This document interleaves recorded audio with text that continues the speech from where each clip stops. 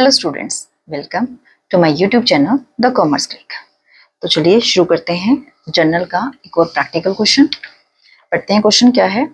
Record the following transaction in the journal, कि जो ये नीचे ट्रांजेक्शंस दी गई हैं इनको आपने जर्नल में रिकॉर्ड करना है। ठीक है, तो सबसे पहले डेट है हमारी 2025 को, जनवरी 1 को हमने गुड सोल्ड किया है दीपक को ₹50,000। तो इसकी हम अपनी जर्नल एंट्री बनाते हैं। आपको पता है सेल की एंट्री क्या होती है, दो एस्पेक्ट क्या है इसमें, एक दीपक और एक सेल अकाउंट। तो लिखते हैं पहले अपना 2025 date January 1, good sold to Deepak. Deepak को हमने सेल की है तो क्या बनेगा, दीपक डेबिट होगा, दीपक डेबिट टू सेल अकाउंट। कितने रुपीस के सेल किए, 50,000 की। तो ये आपके पास आ गया 50,000 की सेल। नरेशन लिखेंगे हम, goods sold to Deepak. Clear, line लगाएंगे, हमारी जो एंट्री फिनिश। ठीक है, क्लियर है। ये तो सिंपल एंट्री थी कि हमने दीपक को सेल किया है। नेक्स्ट देखिए, 6 जनवरी को हमारी ट्रांजेक्शन क्या है, दीपक रिटर्न गुड्स ऑफ ₹4,000 के 4,000 का जो गुड्स है वो दीपक ने रिटर्न कर दिया। तो कौन सी रिटर्न है, दीपक को हमने क्या किया था, सेल किया था, तो ये कौन सी रिटर्न होगी, सेल रिटर्न। तो जनवरी 6 को, जनवरी 6 सेल रिटर्न क्या होती है हमारी, डेबिट होती है, क्योंकि हमारी इनकम क्या हो गई, कम हो गई है। Sale return account debit to party का नाम दीपक। ठीक है, कितने की गुड्स रिटर्न की उन्होंने, 4,000 की। तो हम यहाँ अमाउंट डाल देंगे 4,000। यहां लिख देंगे गुड्स रिटर्न्ड फ्रॉम दीपक। दीपक से माल वापस आया है, लाइन लगाएंगे this. I think simple entries थी, इसमें कोई भी डाउट वाली बात नहीं थी। नेक्स्ट करते हैं। अब ये देखिए क्या कह रहे हैं, 10 तारीख को कैश रिसीव्ड हुई है हमें, रिसीव्ड कैश फ्रॉम दीपक ₹45,000। अगर यहां तक के ट्रांजेक्शन होती तो सिंपल हम कैश रिसीविंग की एंट्री डाल देते, कैश अकाउंट डेबिट टू दीपक 45,000। ठीक है, बट आगे जो इसने वर्डिंग बोली है, in full settlement of his account, इसका क्या मतलब है, जब भी बेटा फुल सेटलमेंट आ जाता है तो आपने उस पर्सन से रिलेटेड अपने क्वेश्चन में ऊपर जितनी भी एंट्री की होती है सब में अमाउंट चेक करना है कि उसने देना कितना था। ठीक है, ये हम कैश पेड के टाइम भी बोल सकते हैं इन फुल सेटलमेंट। तो फुल सेटलमेंट में हमेशा याद रखना, ऊपर की हमें जितनी भी हमने उससे रिलेटेड ट्रांजेक्शन की होती है हमें सब में अमाउंट चेक करना होता है। अब इस केस में हमें दीपक से 45,000 मिला है, हमें चेक करना पड़ेगा कि हमने उससे लेना कितना था। जब फुल सेटलमेंट आ जाएगा तो उसका हमें अकाउंट चेक करना पड़ेगा। जब हम ऊपर अकाउंट चेक करेंगे, देखिए जनरल एंट्रीज में दीपक को हमने सेल कितने की थी, 50,000 की। हमने कितने पैसे लेने थे उसे, 50,000 लेने थे। अब 4,000 की उसने क्या की, गुड्स रिटर्न कर दी। ठीक है, आप प्रैक्टिकल लाइफ में सोच के देखिए, अगर हमने 50,000 का कहीं से माल खरीदा होता और 4,000 का वापस कर देते तो कितने पे करने होते। आई थिंक सबने आंसर निकाल लिया होगा, 46,000। ठीक है, दीपक से हमने लेने थे 50,000, उसमें से उसने 4,000 का जो गुड्स है वो ऑलरेडी रिटर्न कर दिया। तो हमने उससे कितने लेने थे, 46,000 लेने थे।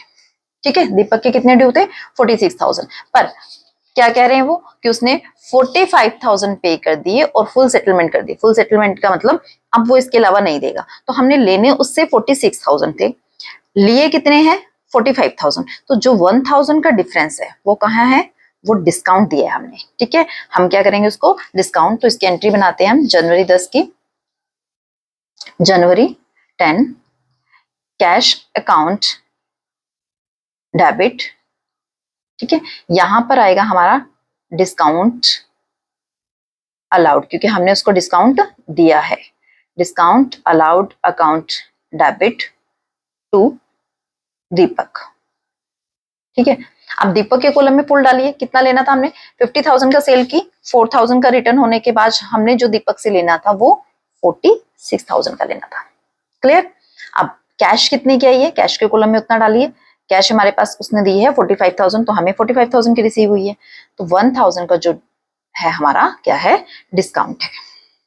आई थिंक क्लियर है। ये डिस्काउंट आपको लास्ट वीडियो में भी समझाया था कि हमेशा किस तरफ जाता है, कैश जिस साइड भी आप लिखोगे, डेबिट में लिखोगे तो डेबिट में, क्रेडिट में लिखोगे तो क्रेडिट में, ठीक है। वैसे भी 46,000 की जगह अगर हमने किसी पार्टी से 45,000 एक्सेप्ट किए हैं और फुल सेटलमेंट में, तो हमने 1,000 का क्या दिया, उसको डिस्काउंट अलाउ किया है, दैट इज आर एक्सपेंस, ठीक है। और एक्सपेंस होने के नाते वो क्या होगा, डेबिट होगा। तो यहाँ नरेशन लिख दीजिए, cash received from Deepak and discount allowed to him।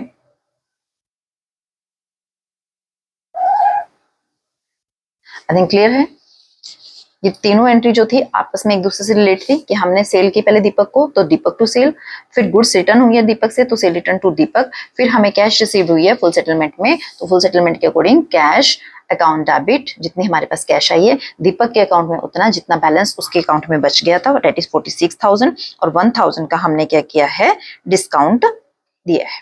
I think clear. तो चलिए पढ़ते हैं अपनी नेक्स्ट ट्रांजेक्शन। 15 जनवरी की जो ट्रांजेक्शन है क्या है, purchase goods for cash of the list price of ₹1 lakh at 10% trade discount and 6% cash discount, ठीक है। सबसे पहले तो ट्रांजेक्शन को समझना जरूरी है कि हमने गुड्स परचेज की है कैश में, जिसकी लिस्ट प्राइस थी ₹1 lakh, 10% हमारा ट्रेड डिस्काउंट था। लास्ट वीडियो में जब डिस्काउंट का मैंने आपको कंसेप्ट क्लियर किया था तो उसमें बताया था ट्रेड डिस्काउंट के लिए डिस्काउंट अकाउंट ओपन नहीं किया जाता, सिर्फ उसका जो इफेक्ट आता है वो हमारे अमाउंट में आता है, क्लियर। एंड 6% जो कैश डिस्काउंट है, कैश डिस्काउंट के लिए हम कैश डिस्काउंट जो अकाउंट है वो ओपन करेंगे। तो पहले हम क्या करते हैं, इसकी जर्नल एंट्री बनाते हैं, उसके बाद इसका अमाउंट चेक करते हैं कि हमने कैसे इसका अमाउंट की पोस्टिंग करनी है। तो इसमें एक तो परचेज अकाउंट है, हमने परचेज किया गुड्स, कैश में किया है इसलिए कैश भी आएगा, और एक कैश डिस्काउंट है इस वजह से डिस्काउंट अकाउंट आएगा। तो 3 पता लग गए।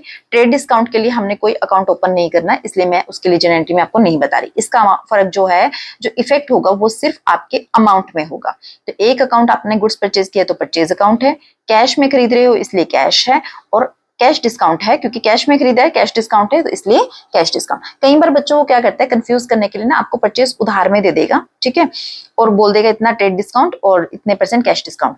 अगर आपने उधार में माल खरीदा होगा तो कैश डिस्काउंट सिर्फ कंफ्यूजन के लिए डाला हुआ है, उसको इग्नोर करना है, क्लियर है। तो उसके लिए डिस्काउंट अकाउंट नहीं आएगा, क्योंकि आपको लास्ट वीडियो में समझाया गया था कि कैश डिस्काउंट के लिए डिस्काउंट अकाउंट तभी ओपन होता है जब आपकी कैश प्रॉम्प्ट पेमेंट होती है, यानी कि आपने पेमेंट या करनी है कैश में या कैश में पेमेंट लेनी है, तो उसी टाइम आपका डिस्काउंट अकाउंट का जो है ओपन करते हैं, हम अकाउंट लिखते हैं डिस्काउंट अकाउंट। तो इस केस में तो जैसे हमने परचेज किया कि कैश में किया, तो कैश के लिए हम डिस्काउंट का जो अकाउंट है वो ओपन करेंगे अपनी जर्नल एंट्री में। बट कई बार कंफ्यूजन के लिए वो उधार में डाल देगा, तो कंफ्यूज नहीं होना है, उस केस में आपने कैश डिस्काउंट को इग्नोर कर देना है कि आपको जैसे वो ट्रांजेक्शन में दिया ही नहीं है, ठीक है, उसके बिना आपने एंट्री बनानी है। तो चलिए इसमें करते हैं, हमने परचेज करी है जनवरी 15 को, तो अपनी डेट लिखते हैं यहाँ पर पहले, जनवरी 15 को परचेज किया, तो परचेज अकाउंट क्या होता है, डेबिट होता है, तो हमने यहाँ लिखा परचेज अकाउंट डेबिट। कैसे किया है, कैश में किया है, तो टू कैश अकाउंट, डिस्काउंट भी था कैश डिस्काउंट, तो यहाँ पर हम कैश के साइड में जब क्रेडिट में डिस्काउंट आता तो वो हमारी इनकम होती है क्योंकि हमें मिला होगा, तो हमने लिखना है डिस्काउंट रिसीव्ड अकाउंट, ठीक है। नरेशन में हम अमाउंट लिखना है, चलो बाद में अमाउंट के साथ लिखेंगे इसको कि हमने कितने कितने का परचेज किया। अब इसकी अमाउंट की turn, I think general entry आपको बिल्कुल इजी लगी होगी। हमने परचेज किया कैश में, purchase to cash, to discount receive हुआ है हमें कैश डिस्काउंट, तो टू डिस्काउंट रिसीव्ड आ गया। जनरल एंट्री आपको क्लियर है। अब वर्किंग नोट के थ्रू आपको इसका अमाउंट क्लियर करते हैं कि कैसे इसका अमाउंट हमने फिल करना है। परचेज कितने की है, 1 लाख रुपीज की, ट्रेड डिस्काउंट कितना है 10%। पहले तो इसको कैलकुलेट करते हैं हम, अपना जो लिस्ट प्राइस था, लिस्ट प्राइस हमें कितना दिया हुआ था, 1 लाख का, 1 लाख का दिया हुआ था, उसमें से हम अपना जो ट्रेड डिस्काउंट है, ट्रेड डिस्काउंट कितना है 10%। जब आप 1 लाख का 10% कैलकुलेट कर लीजिए, यहाँ पर कर लीजिए 1 लाख का 10%, ठीक है, कितना आएगा 10,000, ये माइनस कर दीजिए तो कितना रह गया 90,000। अब बच्चों जहां हमने 1 लाख लिखना था ना, अब उसकी जगह हम क्या लिखेंगे 90,000। यानी कि अब आप ये सोचिए कि आपके क्वेश्चन में जो लिस्ट प्राइस है 1 लाख का, उसकी जगह आपको परचेज की अमाउंट कितनी बताई है, 90,000 की बताई है। तो जो हमने परचेज किया है, अब 1 लाख का ना करके कितने का किया है, 90,000, क्योंकि ट्रेड डिस्काउंट हमने अफेक्ट डाल दिया। तो जो परचेज में जाएगा वो ट्रेड डिस्काउंट लेस करने के बाद जाएगा, जो कितना आया हमारा 90,000। क्लियर, ये हो गया। अब 90,000 में उसने हमें क्या दिया है, कैश डिस्काउंट दिया है, कितने परसेंट, 6% का। तो हम इसमें कैश डिस्काउंट माइनस करेंगे और कैश डिस्काउंट की कैलकुलेशन भी करेंगे कि कितने परसेंट निकलेगा वो। 90,000 का 6% 5,400। ठीक है, ये क्या हमारा डिस्काउंट, तो ये कहां चला जाएगा, हमारा डिस्काउंट के कॉलम में चला जाएगा, जहां हमने डिस्काउंट लिखा होगा ना उसके सामने जाएगा डिस्काउंट अकाउंट। और 90,000 में सामान खरीदा था, उसमें हमें 5,400 का जो है डिस्काउंट मिल गया, तो कितना रह गया हमारा, क्लियर, 84,600, ये हमारा कैश। क्लियर, 90,000 का परचेज किया हमने, उसमें डिस्काउंट कितना मिला हमें, 5,400 का डिस्काउंट के सामने जाएगा और 84,600 जो है वो कैश में जाएगा। डबल एंट्री कंसेप्ट भी क्लियर हुआ है साथ के साथ आपको, कि देखिए दोनों साइड जो हमेशा इक्वल होगी। परचेज 90,000 आपको पता लग गया, 1 लाख का हमारा लिस्ट प्राइस था, उसमें से हमने ट्रेड डिस्काउंट लेस किया, तो उसके बाद हमारा क्या हो गया, परचेज 90,000 की होगी। कैश, फिर डिस्काउंट था हमारा 6%, इसके ऊपर हमने 6% कैलकुलेट किया, जो डिस्काउंट आया वो डिस्काउंट के कॉलम में, और अपने परचेज प्राइस में से फिर हमने डिस्काउंट लेस करने के बाद हमारे पास क्या गया, कैश में। ठीक है, तो इसको हम यहाँ पर अपने नरेशन लिखते हैं, गुड्स लिस्ट प्राइस कितना था, of rupees 1 lakh purchased at 10% trade discount and 6% cash discount. Clear है कि हमने परचेज किया है, जो आपकी ट्रांजेक्शन्स थी वही लिखी है। ठीक है, कि लिस्ट प्राइस 1 लाख था और 10% ट्रेड डिस्काउंट और 6% कैश डिस्काउंट के साथ हमने गुड्स परचेज किया। आई थिंक क्लियर है ये एंट्री। नेक्स्ट पढ़ते हैं, गुड्स सोल्ड की है कैश में, लिस्ट प्राइस है 2,50,000 एट 20% ट्रेड डिस्काउंट है और 4% कैश डिस्काउंट है। तो इसमें भी हमने गुड्स कैश में सेल की है, तो एक अकाउंट सेल है, एक कैश है, और क्योंकि कैश डिस्काउंट भी है तो एक अकाउंट क्या होगा, कैश डिस्काउंट अकाउंट होगा। तो हम इसको लिखते हैं, पहले जनरल एंट्री बना लेते हैं कैश सेल वाली। जनवरी 25 को कैश में सेल की है तो कैश आएगी, कैश अकाउंट डेबिट, डिस्काउंट भी कैश के साथ में जाता है तो डेबिट में लिखेंगे, डिस्काउंट अलाउड, क्योंकि इस टाइम हमने डिस्काउंट दिया होगा, discount allowed account debit to sale account. ठीक है, जितने का भी है, गुड्स सोल्ड किए कितने का लिस्ट प्राइस है, goods list price of rupees 2,50,000 की थी, 2,50,000 की 20% ट्रेड डिस्काउंट है, at 20% trade discount and 4% cash discount, 4% cash discount. Clear, अब अमाउंट कैलकुलेट करते हैं। जो हमारा लिस्ट प्राइस है 2,50,000 का, सबसे पहले हमारा लिस्ट प्राइस 2,50,000, इसका हमने ट्रेड डिस्काउंट कैलकुलेट करना है, 2,50,000 का 20% जब हम कैलकुलेट करेंगे दैट इज 50,000। ठीक है, तो ट्रेड डिस्काउंट लेस करने के बाद जो हमारा सामान की वैल्यू कितनी हो गई है, 2 लाख हो गई है। तो अब हम 2,50,000 को भूल जाइए, अब हमारा अमाउंट कितना चलेगा, 2 लाख का। तो ये जो हमने सेल की है ये कितने की है, 2 लाख की है। तो यहाँ सेल के कॉलम में जो है हम कितना लिखेंगे, सेल 2 लाख। क्लियर, अब डिस्काउंट जो 4% कैश डिस्काउंट है इसके ऊपर कैलकुलेट हुआ। तो बच्चों दोनों होते हैं तो हमने कैश डिस्काउंट इस पे नहीं लगाना। अब हमारा जो अमाउंट है सेल का कितना बन गया, 2 लाख, तो 2 लाख के ऊपर हमें कैश डिस्काउंट मिलेगा। तो हमने जो कैश डिस्काउंट है 2 लाख के ऊपर कैलकुलेट करना है, 4%, दैट इज 8,000। तो ये आपका क्या है, डिस्काउंट है। 2 लाख की सेल की, उसमें से 8,000 का हमने डिस्काउंट दे दिया, तो हमारा जो बैलेंस बचा 1,92,000, ये हमारा कैश है। क्लियर है? इस 2 लाख की बाइफर्फिकेशन कैसे करनी है, 1,92,000 कैश में और 8,000 जो है आपका डिस्काउंट में। क्लियर? 2 लाख की सेल की थी हमने, लिस्ट प्राइस में से जो हम ट्रेड डिस्काउंट को माइनस कर देते हैं, उसके बाद जो बैलेंस बचता है वो हमारा मेन होता है। उसके ऊपर हमने अपने कैश डिस्काउंट की कैलकुलेशन करी और वो अमाउंट कैश डिस्काउंट का माइनस करने के बाद जो बचा वो हमारे कैश में आ गया। आई थिंक क्लियर है आपको ये।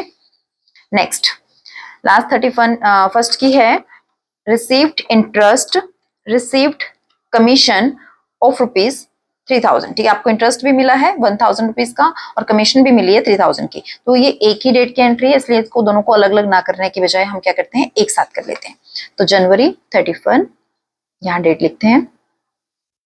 कैश आई होगी दोनों के केस में, तो कैश आने पे क्या होती है, डेबिट, कैश अकाउंट डेबिट। किस किस वजह से आई है, टू में वो नाम लिख दीजिए। एक बार इंटरेस्ट से आई है, टू इंटरेस्ट अकाउंट, और एक बार आपको कमीशन आई है, टू कमीशन अकाउंट। अब जितने जितने इंटरेस्ट कितना है 1,000, कमीशन 3,000, तो इंटरेस्ट के सामने 1,000, कमीशन के सामने 3,000, दैट इज 4,000 की आपके पास कैश आई है। यहां लिख दीजिए रिसीव्ड इंटरेस्ट एंड कमीशन। ठीक है, लास्ट में हमने क्या करना होता है, टोटल करना है दोनों साइडों का। जो टोटल आएगा दैट इज 3,94,000।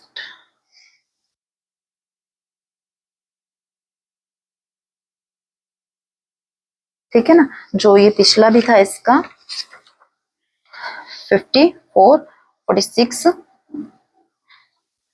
लाख 390, 394। क्लियर है? तो 3,94,000 इसका जो है टोटल आ गया। तो ये सारी ट्रांजेक्शन आपको आई थिंक क्लियर हो गई होगी, कंप्लीट हो चुका है हमारा पूरा क्वेश्चन। इसका जो फर्स्ट आप स्क्रीनशॉट ले सकते हैं, ये इसके स्टार्टिंग की 3 general entry, next this one and this one is working not. Clear?